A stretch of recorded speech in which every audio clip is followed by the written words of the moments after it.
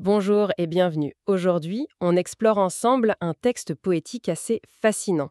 Il décortique la manière dont une relation intime se construit, vraiment étape par étape. Bonjour. Oui, c'est une sorte de cartographie sensible de la naissance d'un lien affectif. Exactement. Et notre source, c'est un extrait, pas très long, mais alors d'une richesse d'images, c'est assez incroyable. Tout s'articule autour d'une métaphore centrale, quatre piliers. 4 piliers qui viennent soutenir la relation, c'est ça. C'est ça. Ils apparaissent l'un après l'autre pour structurer ce lien. Et ce qui nous intéresse vraiment, c'est de voir comment le langage, ici très créatif, très imagé, Mhm. ne fait pas que décrire la relation. Il participe en fait à sa construction, à la rendre durable. Tout à fait. La poésie comme outil de construction. Et comment cette créativité langagière forge quelque chose de solide, de résilient. Ok, alors, allons-y. On commence par le premier pilier. Et là, d'emblée, on est saisi par une intensité. C'est presque physique. Ah oui. Les mots comme aie de souffle de ta peau ou une étincelle embrase nos mots. Il y a tes yeux aussi. Et ça culmine avec premier pilier, brûlante présence. On sent la force de la rencontre, l'immédiateté. C'est très sensoriel. Carrément. Mais il n'y a pas que ça, hein. Il se passe autre chose dès ce premier contact. Oui, au-delà de l'attraction pure. Oui, voilà, il y a une sorte de vulnérabilité qui est là tout de suite. Le texte parle de ma peine, ma fièvre. Et puis cette image que je trouve magnifique, sous la pluie, tes secrets déposés. C'est très parlant. C'est comme si la solidité venait aussi de cette mise à nu, de ce partage immédiat des failles. Comment on interprète ça si tôt dans la relation? Cette honnêteté exprimée et si poétiquement, c'est ça la première clé. C'est justement ça qui est fascinant, cette dualité. D'un côté, cette présence très forte, brûlante, presque animale, l'attraction pure. Et de l'autre, l'acceptation immédiate de la fragilité. Oui, Déposer ses secrets, partager sa peine. On ne montre pas une façade parfaite, on montre tout, y compris les ombres. Et c'est le langage créatif, avec des images comme œil de souffle ou secret déposé, qui permet d'exprimer ça sans que ce soit banal. ça donne une profondeur immédiate. Exactement. Et ça nous amène à ce paradoxe que le texte saisit si bien, nos silences à se parler. Ah oui, j'adore cette formule. Elle suggère qu'au-delà des mots, peut-être même avant, il y a une communication plus profonde qui s'installe, une compréhension intuitive. Une connexion qui n'a pas besoin de tout dire. Voilà, le silence n'est pas vide, il est plein de sens. C'est là que la reconnaissance mutuelle se fait. Et c'est peut-être là, dans cet espace que la poésie essaye de cerner, que le vrai fondement se crée. La confiance vient moins des mots que de cette capacité à être ensemble dans le silence et la vulnérabilité. Nos silences à se parler. C'est incroyablement évocateur. La vraie connexion commencerait donc là où les mots habituels s'arrêtent. Je pense que le texte le suggère fortement, oui. Est-ce que cette communication non verbale ou cette compréhension tacite que la poésie arrive à capter, elle est encore plus fondatrice que l'étincelle de départ? C'est une bonne question. Disons que la brûlante présence attire, c'est le déclencheur. Mais c'est cette capacité à accueillir l'autre en entier, silence et faille compris, qui transforme cette attraction en quelque chose de solide. D'accord. Et le langage poétique ici, il n'est pas juste décoratif, il est l'outil qui permet cette connexion profonde dès le début. Il donne forme à ce qui est difficile à dire autrement. Il rend l'indicible tangible en quelque C'est sorte. ça. Et c'est sur cette base, déjà complexe, qu'on avance vers la suite. Une basque complexe, oui. Alors, après cette fondation intense, presque silencieuse dans sa profondeur, le texte nous amène au deuxième pilier. On dirait qu'on quitte un peu l'effervescence brute Hmm. pour entrer dans une phase plus accordée. Accordée. Plus harmonieuse. C'est l'idée d'une synchronisation qui émerge. Tout à fait. La phrase clé, c'est «Ton cœur s'accorde dans mon langage». C'est une image presque musicale. Après l'intensité et le silence compris, on cherche une résonance commune. Oui, une harmonie. Mais c'est quoi ce langage? Est-ce que ce sont juste les mots échangés ou c'est plus large que ça? Une sorte de partition que la relation compose elle-même? Comment ça se crée activement? Excellente question. Ce langage, ça dépasse sûrement la simple conversation. Si on regarde ça du point de vue du développement d'une relation, ce deuxième pilier, c'est vraiment la création active d'un univers de sens partagé. Un monde à eux. En quelque sorte, oui. Le texte ne le détaille pas, il le nomme juste deuxième pilier. Mais l'idée d'accord, d'harmonie, ça suggère un code intime qui naît. Ça peut être des références communes, des blagues que seuls comprennent, une lecture très fine des émotions de l'autre. Une longueur d'onde commune. Voilà, c'est ça. Et le verbe s'accorde est essentiel. Il y a une idée d'ajustement mutuel. C'est un processus actif. Ce n'est pas magique, ça se construit, ça se cherche. Ce n'est pas donné d'avance. Non. Et c'est peut-être là que la créativité ou l'appréciation d'un certain langage, comme le langage poétique du texte lui-même, joue un rôle. On apprend à parler la langue de l'autre et on crée une nouvelle langue, propre à cette relation. C'est crucial pour solidifier le lien au-delà de l'attraction initiale. C'est là qu'on tisse la complicité. Donc, on passe d'une reconnaissance mutuelle profonde, mais peut-être un peu muette, à la création active d'une façon de communiquer et de se comprendre unique à ce couple. C'est fascinant comme cette métaphore de l'accord suggère tout ce processus. Exactement. Ce n'est plus juste être ensemble, c'est commencer à vibrer sur la même fréquence, quoi. C'est ça. Penser et ressentir en phase.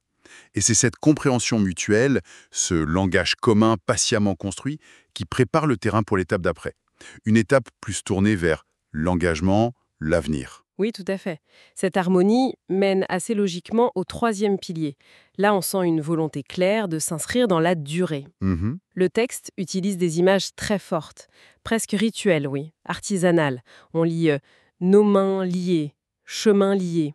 Ça évoque une direction commune, un parcours ensemble. Oui. L'idée d'un projet. Puis viennent sermentissé et alliance. Des mots lourds de sens, de promesses, et la confirmation, troisième pilier, promesse qui danse. Pourquoi ce choix de mots tisser, danse?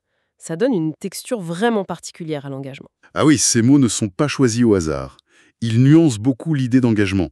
Serment tissé, par exemple. Oui, Ça suggère un travail patient, méticuleux, fil après fil, comme une tapisserie. Ça évoque la solidité, oui, mais aussi l'effort, le temps que ça prend. Ce n'est pas un pacte signé d'un coup. c'est quelque chose qui se construit. Voilà. Ça a un côté artisanal, presque sacré. Et puis, il y a Promesse qui danse. Ça, j'aime beaucoup. C'est une image magnifique. Elle vient contrebalancer ce que le serment pourrait avoir de rigide. La danse, c'est la fluidité, le mouvement, la joie aussi, l'adaptation. Donc un engagement pas figé? Exactement. Ce n'est pas un carcan, c'est quelque chose de vivant qui peut s'adapter au rythme de la vie, aux imprévus, un engagement qui respire, qui évolue. Le texte évite le piège d'une promesse rigide pour proposer une vision dynamique, même joyeuse de la fidélité. D'accord. C'est le passage assumé du je et tu à un nous qui se projette sur un chemin lié, mais un chemin qu'on parcourt en dansant. Cette promesse qui danse, c'est très beau. Ça réconcilie la solidité du pilier, du serment, avec une souplesse nécessaire. Mais attends, il n'y a pas une tension là entre la stabilité qu'on cherche dans un pilier et la fluidité, l'imprévisible d'une danse? Comment le texte gère ça? Je crois que c'est justement le point essentiel. Le texte n'essaie pas de résoudre cette tension, il l'embrasse. C'est ça la nature d'un engagement vivant. Ah, d'accord. Un pilier trop rigide, ça casse sous la pression. Une danse sans point d'ancrage, ça se disperse. La force de la métaphore, c'est cette combinaison. Une structure solide, pilier, serment tissé, qui permet et soutient une expression plus libre, plus adaptative, dense. Une base solide pour pouvoir danser librement. C'est peut-être ça la vision d'un engagement durable ici. Une fidélité aux fondations qui n'empêche pas l'ajustement, la créativité, la joie au quotidien. Et c'est la poésie qui permet de tenir ensemble ces deux aspects. C'est une perspective très riche. Un engagement solide mais souple. Ancré mais vivant.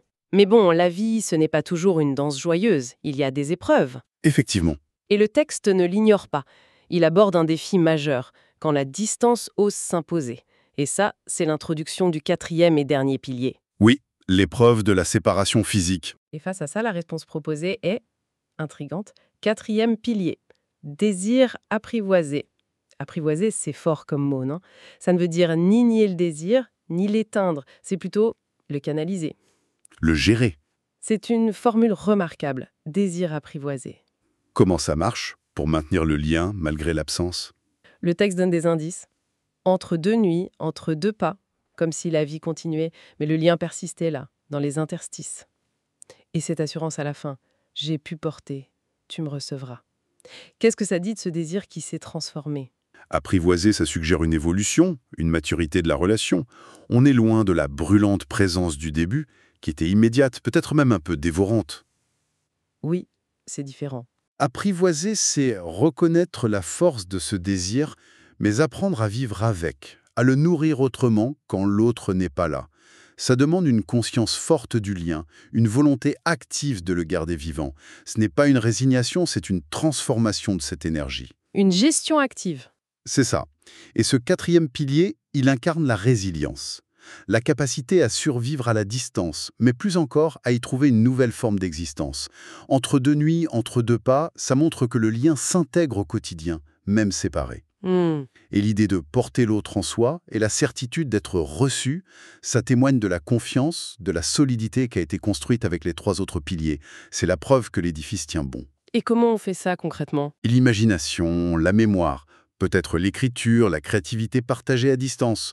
Ce sont des outils pour apprivoiser ce désir et maintenir l'intimité vivante malgré l'espace. Apprivoiser, ça implique aussi un effort conscient, une patience, un apprentissage, comme le petit prince avec le renard. Est-ce que ça veut dire que ce quatrième pilier, celui de la résilience face à l'absence, c'est le plus difficile à construire, qu'il demande encore plus d'engagement, de créativité? C'est une lecture tout à fait possible. Maintenir un lien fort à distance, ça demande un investissement conscient, c'est sûr.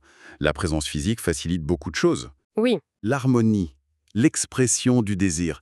L'absence oblige à puiser ailleurs, dans la confiance déjà bâtie, piliers 1 et 2, dans la solidité de l'engagement, pilier 3, et dans cette capacité à réinventer l'intimité, pilier 4. Apprivoiser, ça suggère ce travail délicat, cette attention constante pour que le lien ne s'effiloche pas.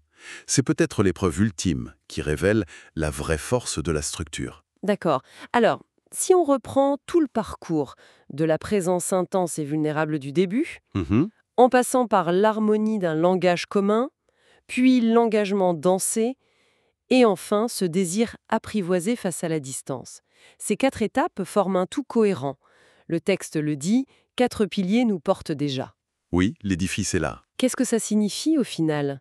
C'est quoi cet édifice relationnel qui a été construit? Le texte donne des pistes sur l'aboutissement. Oui, il parle de 2 cœurs, la même ferveur.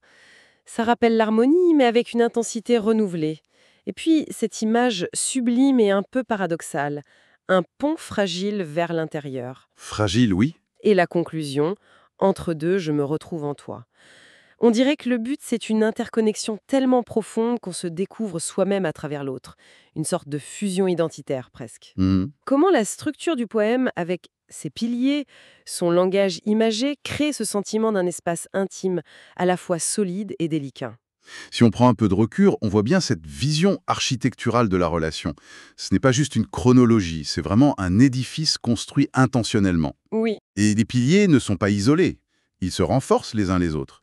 La vulnérabilité acceptée du premier nourrit le langage commun du second, l'harmonie trouvée permet l'engagement dansé du troisième, et la solidité de tout ça rend possible l'apprivoisement du désir du quatrième. C'est un système interdépendant. qui crée la stabilité du nous porte déjà. Exactement.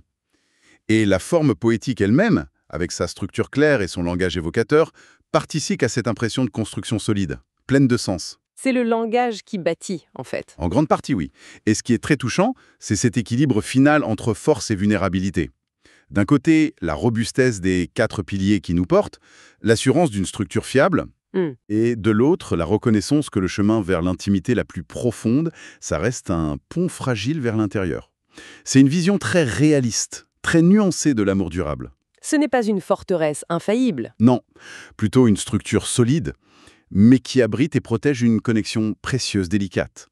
Et la poésie, par sa capacité à saisir les nuances, les paradoxes, arrive à exprimer ça. La force naît de la construction patiente et la fragilité qui va avec, toute ouverture profonde à l'autre. Une véritable architecture sentimentale, donc. Bâtie avec des mots choisis, des images fortes, une structure réfléchie. Ce texte nous a vraiment fait traverser les étapes clés de la consolidation d'un lien. De l'étincelle brute, Oui, à cette interdépendance résiliente où l'on finit par se trouver soi-même dans l'autre. Et tout du long, c'est ce langage créatif qui semble non seulement décrire, mais activement forger cette solidité et cette profondeur. tout à fait. Et Ça nous amène peut-être à une réflexion pour conclure, une pensée à emporter avec soi. Oui, Ce texte utilise cette métaphore puissante des piliers pour montrer comment une relation profonde, durable, c'est une construction active, presque artisanale, et le langage créatif y joue un rôle fondamental. c'est clair. Alors, au-delà de la beauté de ces vers, on pourrait peut-être se demander quels sont les piliers, conscients ou non, qui soutiennent les relations importantes dans nos propres vies. Et surtout, comment est-ce qu'on utilise, peut-être sans même s'en rendre compte, notre propre langage créatif, nos mots, nos histoires, nos métaphores à nous, nos silences compris, pour bâtir et entretenir ces structures invisibles mais essentielles qui nous portent. Une invitation à devenir un peu plus, les architectes conscients de nos liens les plus précieux. Exactement. Une belle façon de voir les choses, je trouve.